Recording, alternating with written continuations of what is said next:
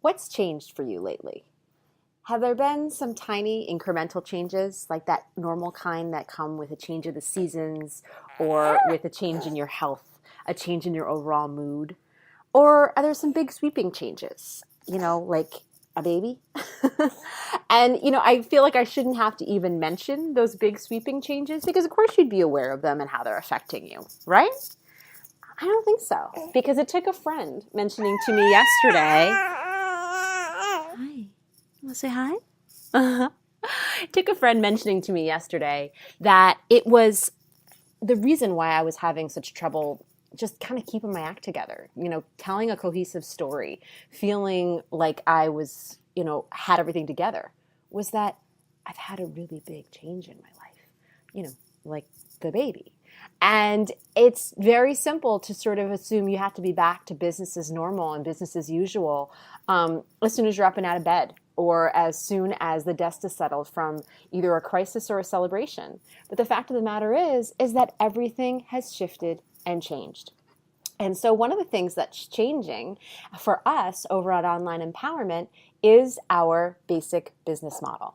We didn't necessarily know that it had to change, but we probably could have recognized there were some definite signs that we had to make some switches and changes. So I just happened to have picked up Chris Brogan's brand new book, The Freaks Shall Inherit the Earth, which I do definitely recommend. And we had been talking about these massive switches in our business model before I picked the book up, but it really contributes to the whole idea. So I wish I could show you the cover, but of course I downloaded it. The number one mistake, writes Brogan, I see most fledgling freaks make is that their business model is flawed. This happens quite often. Misunderstanding who is the best possible buyer and setting up a business around a buying segment that isn't interested or able to buy your product or service.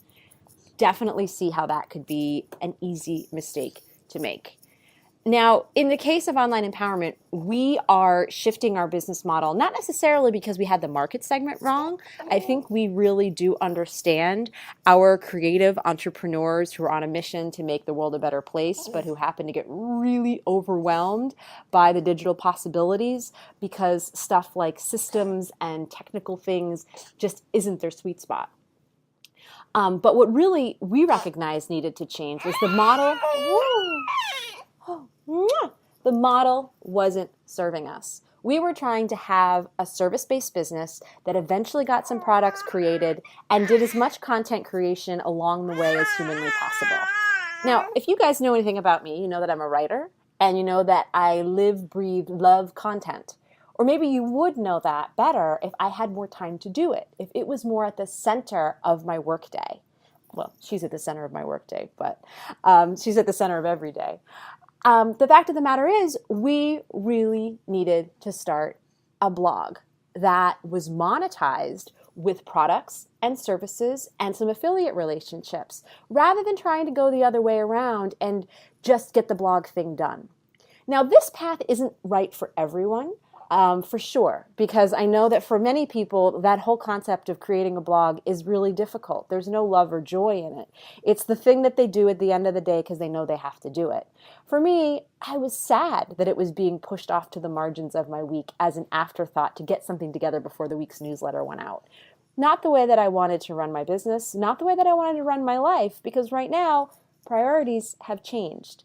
I know now more than ever that I need a business model that fits me and my needs and my family's needs, both in terms of the time that I can offer and in terms of the amount of money I can bring in based on the amount of time that I'm putting into the work that I have to do. So I would encourage you to stop and look at the changes that have happened in your personal life and in your professional life and see if you need to make any shifts in the way you're looking at your business plan. Are you trying to serve the wrong people, as was mentioned in that quote by Chris Brogan in his new book about freaks and their business habits? Or is it more about really figuring out the way you're serving people, the way you're reaching into the world needs to shift? I would love to hear your thoughts in the comments over on YouTube or Google+, or visit us over at Online Empowerment Formula. No, they can't understand you when you say it that way. Can I say it? OnlineEmpowermentFormula.com.